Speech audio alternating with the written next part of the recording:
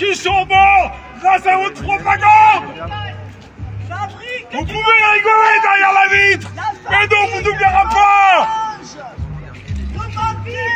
Assassins, vous tuez des gens par votre silence. Assassins! Regardez tous les effets secondaires, tous ces jeunes gens qui sont morts grâce à votre propagande. Rigole. Fabrique du mensonge. La fabrique du mensonge. Vous mentez. Vous pouvez regarder la fabrique du mensonge. Ils prennent en photo. Un procès. Parce qu'ils sont responsables. Ils sont responsables. Sans la propagande de l'AFP, il n'y aurait pas la crise avec cet abruti de président. La France se perd à cause de vous.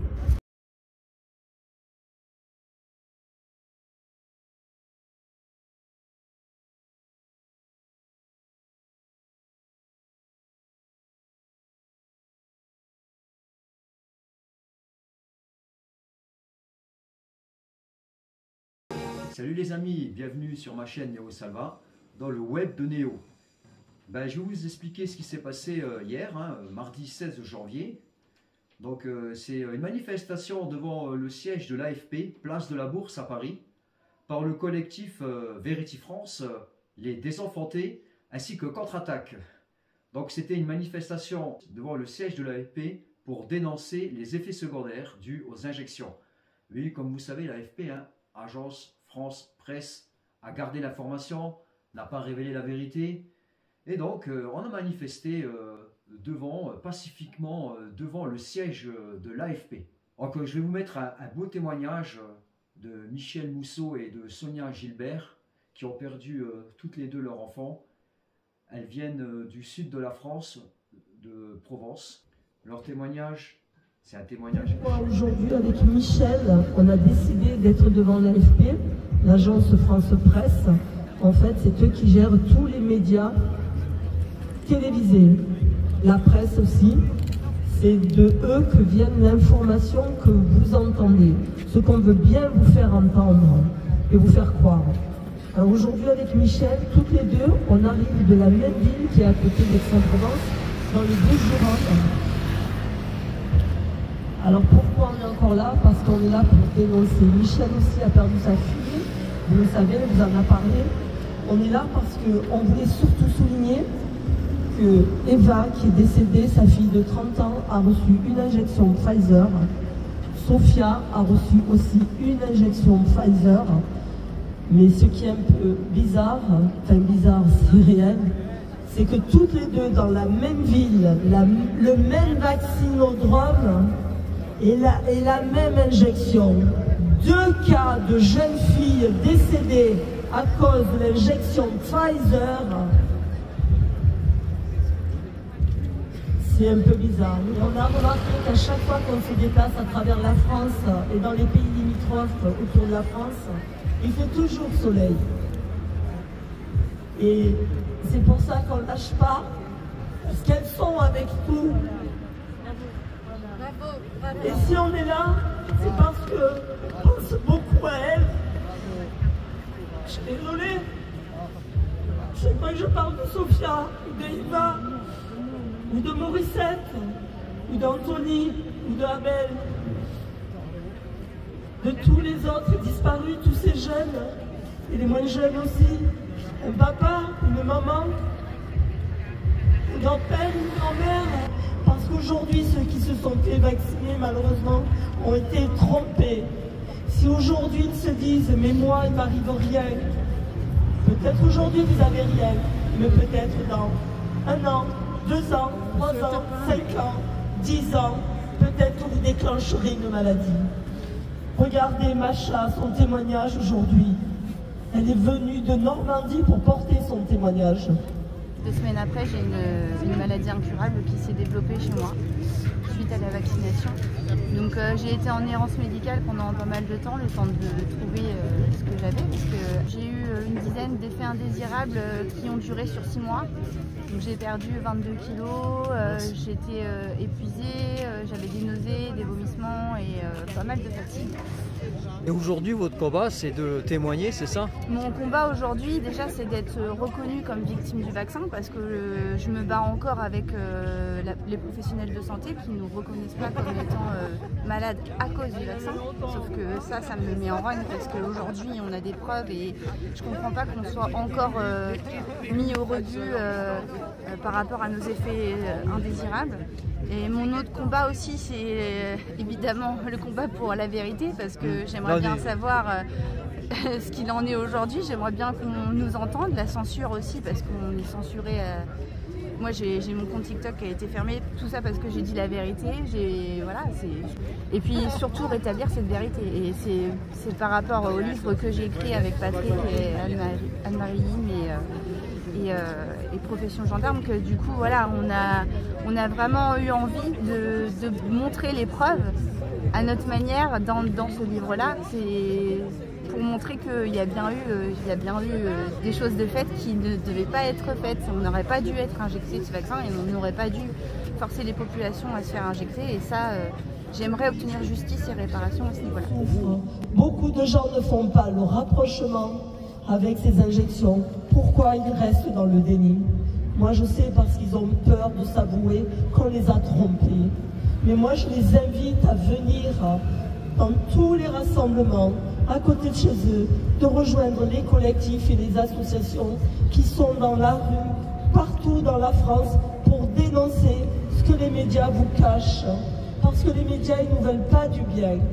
Parlez tout haut, dénoncez vos effets secondaires, je vous encourage. Michel, tu veux dire quelque chose? Je voudrais juste dire à toutes les mamans du monde de protéger leurs enfants. Parce que moi, j'ai pas réussi. Et aujourd'hui, quelques mamans m'ont rapporté que grâce à mon témoignage, elles avaient changé d'avis et elles ne sont pas vaccinées. Donc, moi, j'ai perdu la mienne, mais peut-être j'ai gagné d'autres vies. Et j'accepte la mission que j'ai de porter la parole, parce que ma fille a accepté sa mission de venir au monde et d'être empoisonnée. Effectivement, hein, c'est assez poignant, hein, c'est assez dur. Hein. Et oui, la vérité doit être dite. Je veux vous parler aussi d'un professeur. Il s'agit du professeur Emmanuel Herbin. J'ai pu lui faire un interview que je vous mettrai par la suite en entier, mais je vais vous mettre quand même son témoignage. Il est aussi pas mal. Je suis le seul professeur belge qui a été viré de son poste parce que j'avais refusé d'obéir aux ordres génocidaires. Je n'ai pas peur du terme. Pour moi, c'était des consignes génocidaires qu'on a imposées à nos jeunes. Et quand mes élèves ont commencé à me poser des questions, je vais dire que, en tant que prof, j'ai été formé à recouper les informations que l'on me donne. C'est parce que je suis professeur à la base de français, d'histoire et d'option religion à l'époque. Donc, je ne comprends pas que la plupart des enseignants n'ont pas été capables de faire le même petit travail intellectuel que j'ai fait. Et c'est là aussi où moi, en tant qu'enseignant, je dis aux parents, attention à ce qui se passe dans les écoles. J'accuse aujourd'hui, moi, les directeurs d'école, les enseignants, les ministres de l'éducation, je les accuse d'être des criminels. Parce que l'affiche que j'ai ici autour du cou, la marraine de Sofia, qui a parlé tout à l'heure, Sonia, quand on s'est rencontrés pour la première fois en juin à Metz, encore en France, on est tombé dans les bras l'un de l'autre, parce qu'elle m'a dit, mais je te connais, je te suis sur les réseaux. Moi, je ne la connaissais pas trop. Et on a pleuré, parce qu'elle m'a dit, si ma Sofia avait eu plus de profs comme toi, peut-être qu'elle serait encore là, mais elle aussi, Sofia, on l'a obligée à se vacciner. Très beau témoignage, un très beau témoignage de notre ami Emmanuel. Et tout le monde le connaît, Francis le procédurier. Alors, Francis le procédurier, on est parti hier soir à 3 h du matin avec mes amis Domenico, avec Aurélien du Reporter Indépendant. Et avec Thérèse Verducci, Thérèse Live Media, on est tous partis du Luxembourg et aussi de France en direction, enfin de Moselle, en direction de Paris. On est arrivé vers les coups de 8h30 du matin, beaucoup d'embouteillages. Et là, on a déchargé tout le matériel.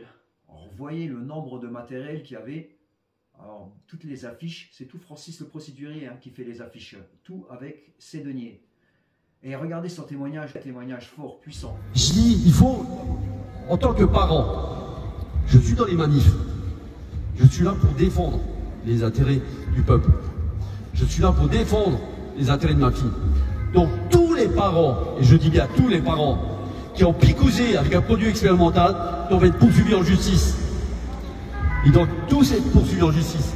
Parce que pourquoi? Qu'est-ce qui se passe quand vous faites une expérimentation sans avoir la liste des effets secondaires? Regardez Pfizer, 9 pages d'effets secondaires. Si moi, petit citoyen de merde, j'arrive à les avoir, les députés, les sénateurs, les médecins, ils arrivent à les avoir. Donc, si moi, petit citoyen de merde, j'arrive à avoir toutes ces informations, eux, ils les ont. Donc, s'ils les ont, qu'ils vous ont obligé, ben, il faut les condamner, il faut les poursuivre. Et il ne faut pas avoir peur. C'est-à-dire qu'au bout d'un moment, il va y avoir faire un tribunal populaire et il est jugé. Et on a eu le droit aussi à Pierre Barnerias. Pierre Barnerias que vous commencez à connaître. Donc là, il est venu aussi témoigner. Il a lu une lettre. C'était assez percutant. Et j'ai pu lui faire un petit interview. Pourquoi vous êtes là aujourd'hui, justement, au siège de l'AFP? Écoute, je suis là parce que j'étais invité. J'étais invité par Frédéric Beltra, qui est le président de l'association Vérité France. Et j'avais malheureusement suivi cette affaire absolument horrible d'un père qui a perdu son propre enfant à 20 ans, 7 heures après les injections. Donc il m'a appelé en me disant, écoute Pierre, voilà, on fait une manifestation devant l'AFP qui effectivement gère toute l'information quasiment mondiale et sans qui il n'y a plus de radio, il n'y a plus de télé, il n'y a plus rien. Hein. Enfin, il n'y a plus d'antenne.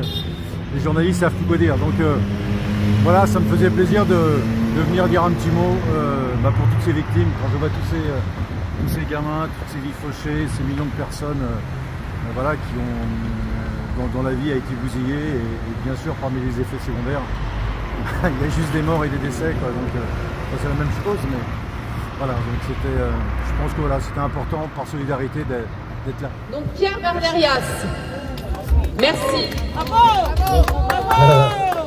Salut à tous. Si j'avais su en 1988 que j'allais faire le plus beau métier du monde, en devenant correspondant à Paris du plus grand quotidien français, en présentant les JT sur les ondes, en devenant rédacteur en chef d'une grande radio nationale, puis directeur d'une agence de presse de télévision, avant de créer ma propre agence de presse pour réaliser au final 5 grandes enquêtes pour le cinéma avec un vrai succès en salle et des prix en festival. Si j'avais su qu'au bout du compte, j'aurais honte de cette presse sans nom, qui aura été à l'origine du plus grand braquage de notre humanité prise en otage, avec ce crime silencieux et lâche, comme notre immunité d'enfants trop sages. Si j'avais su que ces journalistes, surprotégés derrière leur écran et payés avec notre argent, allaient devenir les VRP de l'industrie pharmaceutique, en répandant la peur sur toutes les ondes et en pilonnant les rares contradicteurs de ce narratif nauséabond. Si j'avais su que des journalistes de plateau, sans même être éméchés, iraient jusqu'à menacer une population d'être injectée contre son gré. Si j'avais su qu'ils inonderaient le monde pendant 3 ans de dépêches mensongères et de puits tachés de sang. Si j'avais su qu'ils fabriqueraient de faux JT avec des malades imaginaires pour forcer les indécis à courir dans des centres où les sachants vont savoir y faire, pour planter des seringues en distillant la bonne conscience de vouloir sauver la grand-mère. On a eu aussi Mike Borowski de Géopolitique Profonde qui est venu. Et Mike Borowski, pour une fois, c'est lui qui était derrière la caméra. C'est moi qui ai pu interviewer Mike Borowski. Une personne comme ça. Salut Mike. Salut. Aujourd'hui c'est moi qui suis derrière la caméra, tu vois. Ouais, t'as vu, ça change. Hein. Ouais. Alors écoute, j'ai vu que tu étais là présent. Tu peux me dire pourquoi tu es venu aujourd'hui à cette manifestation? Je viens là à l'AFP, devant l'AFP, place de la Bourse, pour soutenir les amis, familles victimes des effets secondaires. Voilà quelque chose dont on ne parle pas, que l'AFP ne parle pas, parce qu'il faut savoir aussi que l'AFP, c'est en gros l'agence d'État, même si c'est privé, mais en réalité c'est une agence d'État puisque le budget est fixé par l'Assemblée nationale qui dispatche l'information à l'ensemble des médias. Donc là on est vraiment au cœur quoi. Parce que je vois que l'agence France Presse elle est juste derrière. Oui, parce qu'on parle des milliardaires. Alors certes, les milliardaires influent sur les médias qu'ils possèdent, mais ces médias qu'ils possèdent prennent l'information sur les dépêches AFP, c'est-à-dire sur le flux AFP. C'est-à-dire qu'en réalité, l'AFP c'est comme la Pravda de l'Union soviétique. Voilà. Tant que ça ne vient pas de l'AFP, ça veut dire que l'information n'existe pas. Et si l'AFP ne parle pas de ces effets secondaires, ça veut dire que pour l'opinion publique, les effets secondaires n'existent pas. Bah écoute, merci Mike, hein, parce que là je porte ton même prénom, je m'appelle Mike aussi, alias Néo Salva. Voilà, on est juste derrière l'agence France Presse, bah, qu'ils puissent nous écouter, voilà, et qu'ils puissent changer cette information et dire la vérité. J'ai appris par les amis Michel Musso et les autres de Emmanuel aussi, j'ai vu que tu as parlé avec. Des gens de l'agence France Presse sont descendus pour rire des victimes, des familles des victimes. C'est quand même dingue, hein. C'est-à-dire qu'ils sont descendus pour se foutre de leur gueule. Bah, je trouve ça quand même... ils peuvent à la rigueur avoir leur mépris de classe qu'ils ont, c'est-à-dire dire voilà, ça n'existe pas, on s'en fout, mais venir pour se foutre de la gueule des gens qui sont là, je trouve ça quand même un peu limite, on va dire. Le seul député qui est venu, qui a eu le courage de venir et qui a pris la parole, c'est le député Dupont-Aignan. Décembre 2020. Et j'avais dit, ça n'empêche pas la transmission. Le vaccin, l'injection n'empêche pas la transmission. Et j'avais dit, je ne serai pas un cobaye de laboratoire, ça n'a pas été testé, et je demande plus, tout simplement, d'expérience et de recul. Vous allez retrouver cette vidéo de décembre 2020. J'ai été traîné dans la boue pendant 2 ans. J'ai été traîné dans la boue pendant 2 ans. Sur la transmission, même Pfizer a reconnu que j'avais raison, qu'on avait raison tous, que le vaccin ou l'injection n'empêchait pas la transmission, ça a été reconnu. Les faits nous ont donné raison. Même Delfrécy, le président du conseil scientifique, a reconnu, tout récemment à la télévision, que dès mars 2021, il avait prévenu le gouvernement que ça n'empêchait pas la transmission. Donc, le pass sanitaire a été mis en place sur un mensonge d'État. Ça, c'est le premier point. Les faits nous ont donné raison. Et il ne faut pas oublier que dans l'organisation, il y avait aussi Marc Boyer. Vous savez, il a perdu son épouse. Elle a eu la maladie de Creutzfeldt-Jakob. Il se bat bec et ongle contre le système. Il est présent partout, sur Twitter, dans les médias. C'est quelqu'un vraiment de combatif. Et j'ai eu la chance de pouvoir lui faire une interview. C'est quelqu'un d'extraordinaire. Bonjour. Aujourd'hui, on est devant le siège de l'AFP, l'agence Presse Info. Je suis présent en tant que représentant de l'association Vérité France. Je suis là avant tout pour représenter les victimes, parce que vous le savez, bon, j'ai un combat personnel, mais maintenant mon combat est bien au-delà de mon cas personnel, puisque malheureusement il y a énormément de victimes aujourd'hui des effets secondaires, et là on est devant l'AFP. Donc l'AFP, c'est censé informer les Français. Depuis le début, ils n'ont pas informé. Donc aujourd'hui c'est symbolique, on est devant chez eux pour essayer peut-être de les alerter, qu'il y ait une prise de conscience. Et ce qu'on demande nous, c'est qu'en fait il y a un débat contradictoire, il n'y a plus de débat en France. C'est-à-dire qu'aujourd'hui on vous met dans une case de complotistes. Donc ça on le voit bien que ça ne marche plus, parce que de toute façon malheureusement les mêmes qui considéraient que nous étions complotistes il y a 2 ans parce que nous avions alerté sur certains effets secondaires, aujourd'hui doivent se rendre compte de leurs erreurs, puisque les fabricants de vaccins reconnaissent des effets secondaires pour lesquels nous on alertait depuis 2 ans. Donc en fin de compte, on n'était pas complotistes, on était des alerteurs tout simplement. On était juste lanceurs d'alerte, et puis surtout, bah, malheureusement, on recevait des témoignages de familles.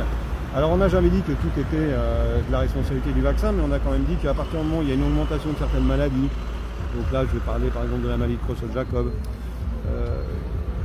bah, on doit regarder. Et moi c'est la démarche que j'ai depuis le début. Donc là aujourd'hui on avait demandé à être reçu par l'AFP. Vous voyez, ils sont derrière leur vitre. De temps en temps on voit pointer un visage là. on nous observe. Bon, il y a un petit peu de police parce que je sais pas, peut-être qu'ils doivent imaginer qu'on est dangereux alors qu'on est là, on est pacifique. Voilà, bien sûr, mais on n'est pas dans la violence. Nous d'ailleurs, la plupart des gens qui nous ont rejoints à Vérity France, familles de victimes, ont engagé des procédures aujourd'hui.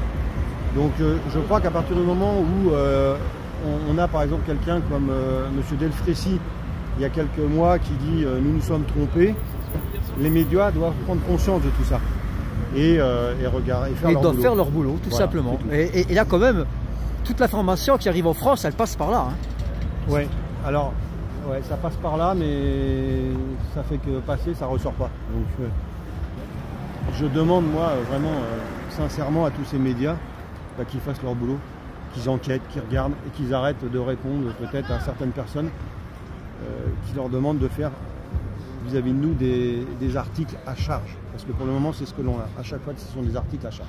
Voilà. Donc voilà pourquoi je suis là aujourd'hui. Ben merci Marc.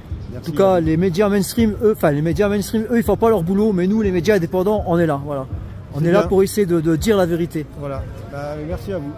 Et puis nous avons eu la chance d'avoir le professeur Perron. Professeur Perron qui a fait un discours remarquable. Et nous allons laisser la parole au professeur Perron et nous le remercions vivement et chaleureusement de sa présence. Merci professeur. Il manque une valeur nationale énorme, c'est l'agence France Presse, qui était l'agence la plus reconnue au monde en termes de journalisme. C'était la meilleure agence de presse du monde, devant les agences anglo-saxonnes, Reuters, Associated Press. Il y a une vingtaine d'années, quand l'agence France Presse disait quelque chose, c'était le résultat d'un travail d'investigation de journalistes super, et personne ne leur mettait en question parce que tout était prouvé, vérifié. Maintenant, l'agence France Presse est devenue une agence au service de l'État. Maintenant, je la compare à la Pravda du temps de l'Union soviétique. Et ça, c'est une dégringolade terrible de l'agence France Presse. Donc je dis à ces dirigeants, parce que peut-être qu'ils nous écoutent derrière la fenêtre, tremblez, parce que vous avez menti, et les médias, s'il n'y avait pas eu les médias, on ne serait plus dans cette crise aujourd'hui. Ils sont autant responsables que les politiciens, que les soi-disant experts qui nous ont vendu des salades, puisqu'on est ici pour les effets secondaires des vaccins, sur ces soi-disant vaccins qui ne marchent pas, qui n'ont aucun effet sur la transmission, qui ne protègent pas des formes graves, qui aggravent des formes graves, qui augmentent la mortalité. Il y a la preuve maintenant dans tous les pays du monde. Et c'est les journalistes. Je ne parle pas du journaliste de base de l'agence France Presse. Je connais des journalistes. Avant, j'étais tout le temps invité dans les médias principaux.